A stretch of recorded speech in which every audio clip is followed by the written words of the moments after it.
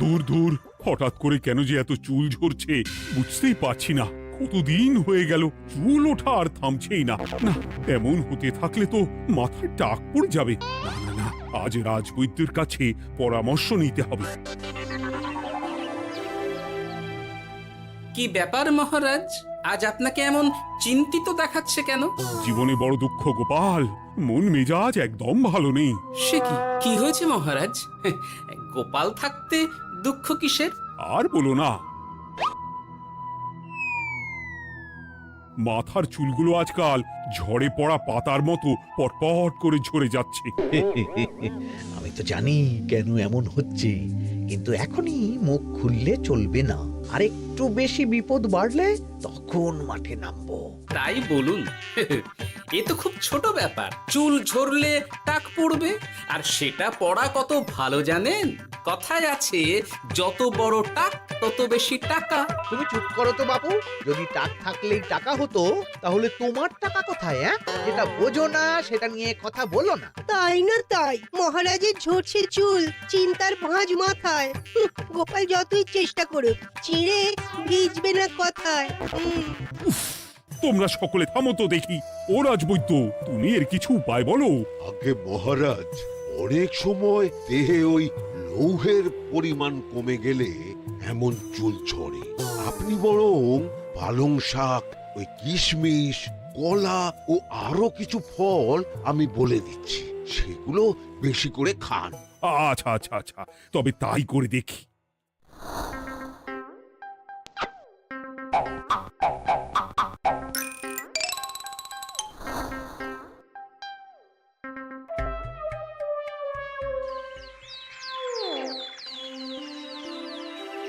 ও রাজবৈদ্য, তোমার কথা মতো শাক পাতা ফলমূল সবই তো খেলাম, চুল ঝরা বন্ধ তো হলোই না।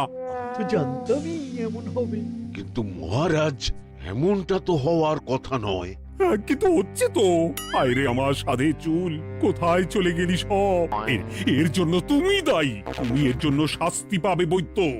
আমাকে আমাকে ক্ষমা করে দিন মহারাজ, এমনটা হবে এ তো আমি ভাবতেই পারিনি। কিছু মনে করবেন না মহারাজ, ছোট মুখে বড় কথা বলছি, কিন্তু সত্যি এখানে রাজবৈদ্যর কোনো দোষ নেই। ওকে শাস্তি দেওয়াটা ঠিক হবে না মহারাজ। দেখেছেন মহারাজ, গোপালের সাহসটা দেখেছেন? আপনার মুখের উপর কথা বলছে। তা বলি, তুমি যখন এতই বোঝো, তাহলে নিজেই একটা আস্ত লোহা খেয়ে দেখো না, তোমার মাথায় চুল গজাচ্ছে কিনা। ঠিকই আছে, এসব মূর্খের মতো কথা কেবল আপনার থেকেই আশা করা যায় মন্ত্রী মশাই। মহারাজ, আপনি বিচক্ষণ মানুষ, আমার শুধু অনুরোধ, আরেকবার ভেবে দেখবেন। ঠিক আছে, রাজবৈদ্যকে আমি শাস্তি দেব না, কিন্তু সকলের জন্য আমার একটা ঘোষণা আছে। কি ঘোষণা? আমার এই কঠিন সমস্যা যে দূর করে দিতে পারবে, তাকে আমি বিশেষ পুরস্কারে ভূষিত করব। এই তো পেয়েছি, এই সুযোগ কোনোভাবেই হাতছাড়া করা চলবে না।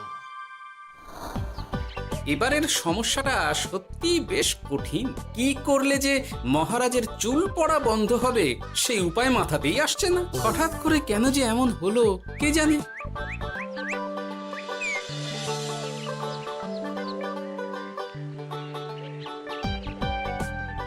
ও মা, তুমি এসে গেছো? একটু বসো, আমি তেলটা মেখেই হাত ধুয়ে খাবারটা বাড়ছি। হ্যাঁ, সে ঠিক আছে, কিন্তু তুমি কিসের তেল মাখছো এটা? কি আবার মাথার চুলের তেল? এখানেও চুল, ওদিকে মহারাজেরও চুল ঝরে পড়া নিয়ে আমরা সবাই হিমশিম খাচ্ছি গিন্নি। আরে, মহারাজের অত সুন্দর কালো চুলগুলো ঝরে যাচ্ছে, এ তো ভারী দুঃখের কথা। সে আর বলতে, ওই জন্যই তো আমি বাবা মাথায় এই জড়িবুটি তেল মাখি। এতে চুলের গোড়া শক্ত করে, চুলকে ভালো রাখে, নতুন চুল গজায় সব। হ্যাঁ। কি কি বললে? নতুন চুলও গজায়? সত্যি? হ্যাঁ। বাহ, তাহলে আর চিন্তা কি। আমাকে এই তেলটা একটু দিতে পারবে গিন্নি? মহারাজকে দিয়ে আসি। উনি বলেছেন যে ওনার সমস্যা দূর করতে পারবে তাকে উনি পুরস্কার দেবেন। ওমা, এই তাই নাকি? এ তো দারুণ ব্যাপার গো। নাও নাও নাও, তেলখানা নিয়ে মহারাজকে কাল দিয়ে এসো তাহলে। আর জানিয়ে দিও, দিনে 2 বার কিন্তু তেল মাখতেই হবে। হ্যাঁ, আচ্ছা ঠিক আছে।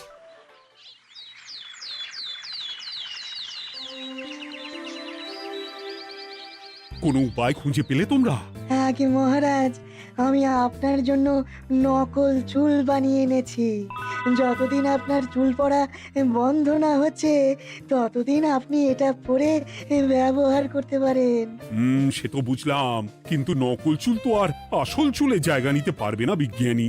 আসল চুলের কথা ভেবে আমি আপনার জন্য কেশুত্তে পাতা এনেছি মহারাজ। আচ্ছা বেশ। তা গোপাল, খুব তো আগের দিন বকবক করছিলে, তুমি কি এনেছো শুনি? সেটা যথাসময়ে দেখতে পেয়ে যাবেন মন্ত্রী মশাই। এটা জড়িবুটি তেল মহারাজ, আমি এটা আপনার জন্য এনেছি। এতে নতুন চুল গজায় আর চুলের স্বাস্থ্যও ভালো হয়। আমার গিন্নিও ব্যবহার করে এটি, তবে দিনে 2 বার করে মাখতে হবে, তাহলেই ভালো ফল পাবেন মহারাজ। বাবা, তাহলে তুমি কেন মাখো না? আচ্ছা, আপনার সমস্যাটা ঠিক কোথায় বলুন তো মন্ত্রী মশাই? মহারাজের জন্য কিছু আনলেও কথা শোনান, না আনলেও কথা শোনান। সত্যি তো মন্ত্রী, কেন তুমি সব সময় গোপালের পিছনে পড়ে থাকো বলো তো? এরা তো তাও সবাই কিছু না কিছু আমার কথা চিন্তা করে এনেছে, তুমি তো সেটাও করনি। না আসলে মহারাজ, আমিও ভাবছিলাম আপনার কথা, কিন্তু থাক, বুঝেছি। আহ, দারুণ। তেলের গন্ধটাও খুব সুন্দর। গোপাল, তোমায় অনেক ধন্যবাদ। আশা করছি ব্যবহার করলে খুব ভালো ফল দেবে। একদম দেবেই মহারাজ। দূর বাবা, ভেবেছিলাম এক হলো আর এক। কোথা দিয়ে যে গোপালটা মাঝখান দিয়ে এসে নাক গলিয়ে ঢুকে পড়ে, খুব শক্ত পুরস্কার নেওয়ার। দেখাচ্ছে মজা।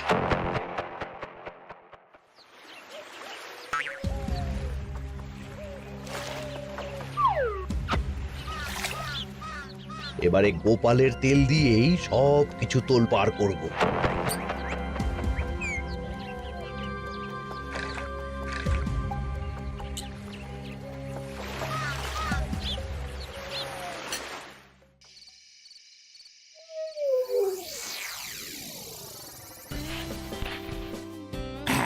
ব্যাস, হয়ে গেল 2 বার মাখা।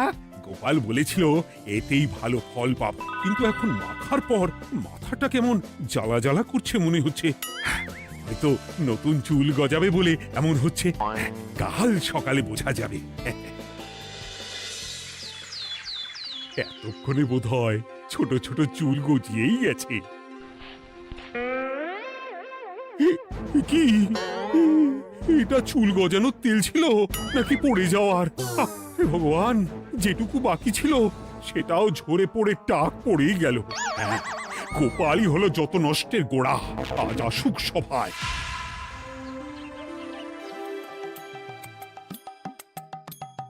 এই যে এখন এলেন উনি।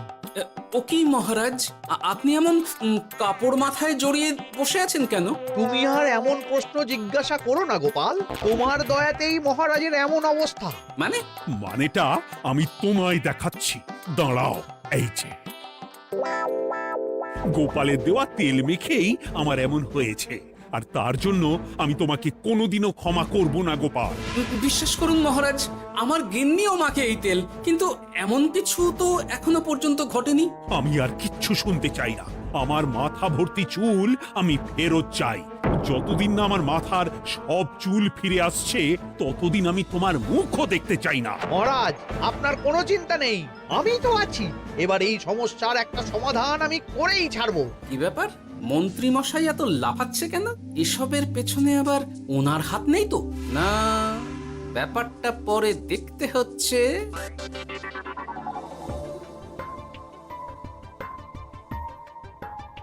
আমি বলি কি মহারাজ, এই সময়টা বরং আপনি নকল চুলটা মানে মানে পর চুলা ব্যবহার করুন। হ্যাঁ, অগত্যা, কিছু তো একটা গন্ডগোল আছেই।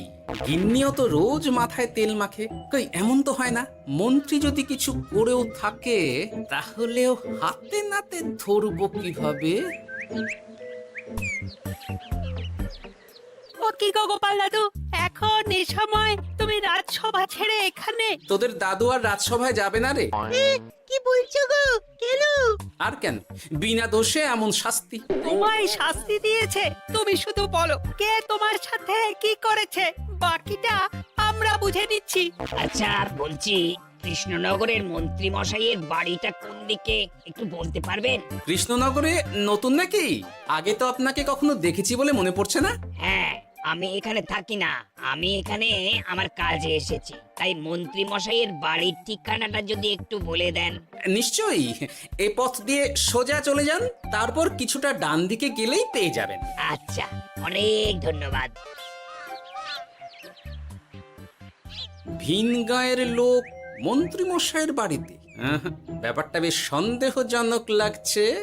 এই এই গুলটে ন্যাপলা, তোরা তোরা দুজন একটু আড়াল থেকে দেখতো লোকটা মন্ত্রী মশাইয়ের বাড়িতে ঠিক কি জন্য এসেছে, তারপর আমায় খবর দিস। ঠিক আছে গোপাল দাদু।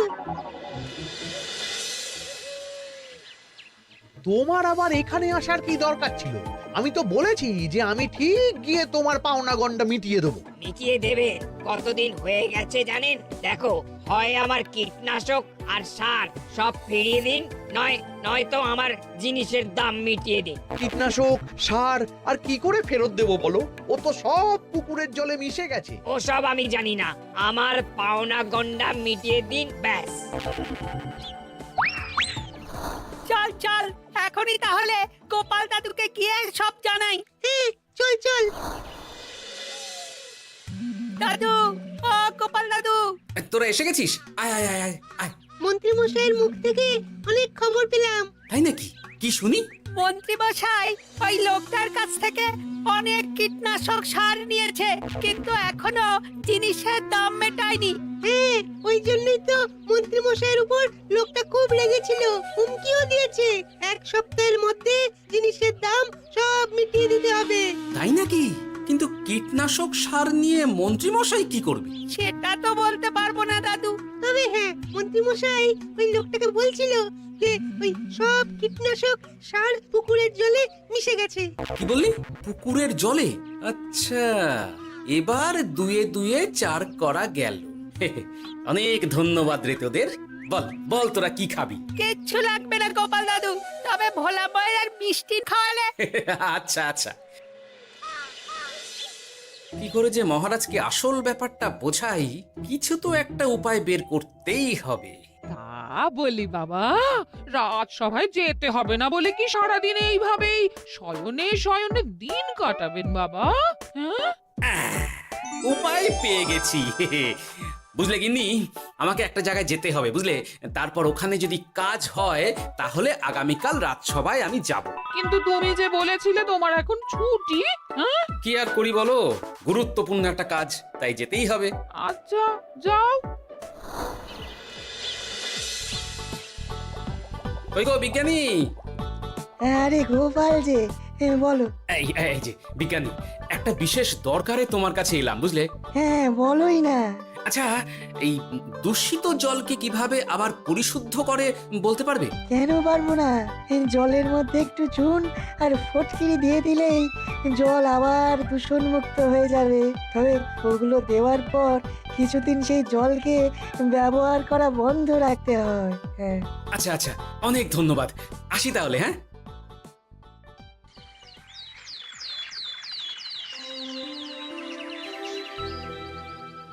ছায়া পড়েছে, ছায়া পড়েছে, আমি বেশ বুঝতে পারছি তার ছায়া পড়েছে এখানে।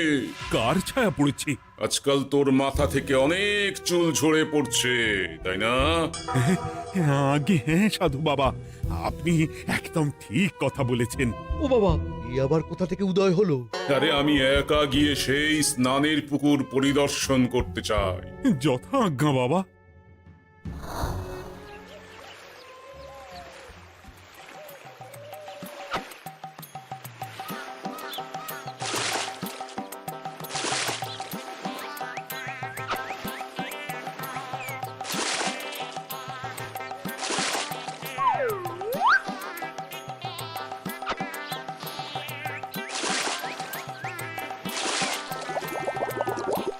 যাক বাবা, মোটামুটি সপ্তাহখানেক এভাবে থাকলেই পুকুরের জল আবার আগের মতো পরিষ্কার হয়ে যাবে। এবার শুধু মহারাজকে একটু বুঝিয়ে বললেই হয়ে যাবে।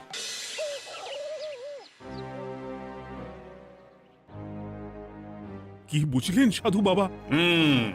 আমার অনুমানটাই ঠিক ছিল। পুকুরের জলে কালো ছায়া পড়েছে, কুদৃষ্টি পড়েছে, তাই এমন হচ্ছে।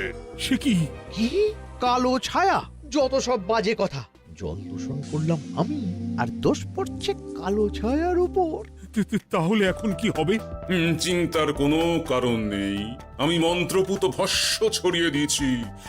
1 সপ্তাহ ওই পুকুরের জল স্পর্শ তো দূর, পুকুরের কাছেও যাওয়া নিষেধ। তাহলে আমার মোহরের কি হবে? যথাজ্ঞা সাধু বাবা।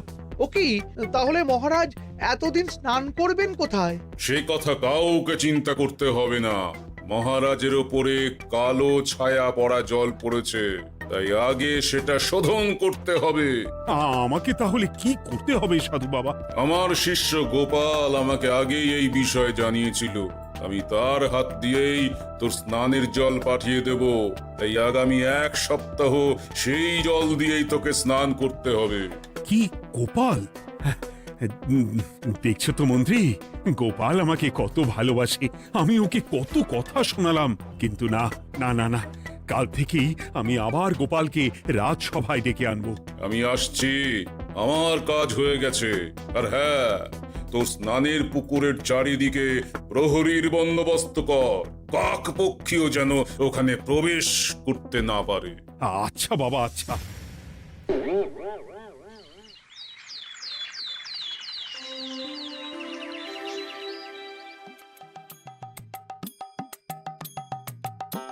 গোপাল, তোমাকে আবার এখানে দেখতে পেয়ে আমার খুব ভালো লাগছে। তোমার গুরুদেব গতকাল এসেছিলেন, কিছু মনে করো না।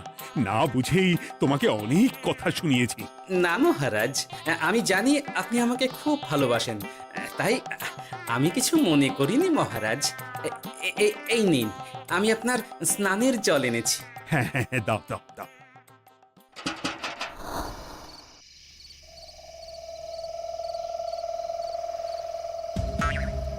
ও বাবা, পুকুরের কাছে যে গিয়ে দেখবো সে উপায় নেই। চারপাশে প্রহরীতে ভর্তি, তাহলে কি সত্যি সত্যি কালো ছায়া পড়েছে? ভালোই হলো, পাওনাদারকে বলে দেবো কীটনাশকটা জালি ছিল। হি হি।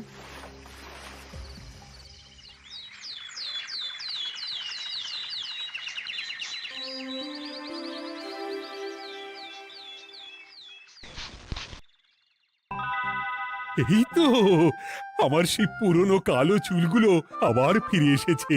আহা, কি যে আনন্দ হচ্ছে দেখে। আজ 1 সপ্তাহ সম্পূর্ণ হলো।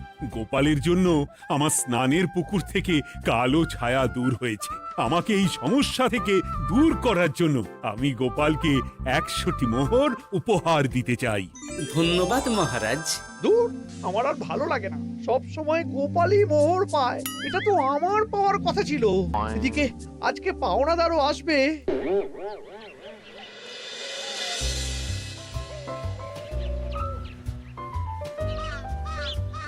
গোপাল দাদু, ওই লোকটা এসে গেছে।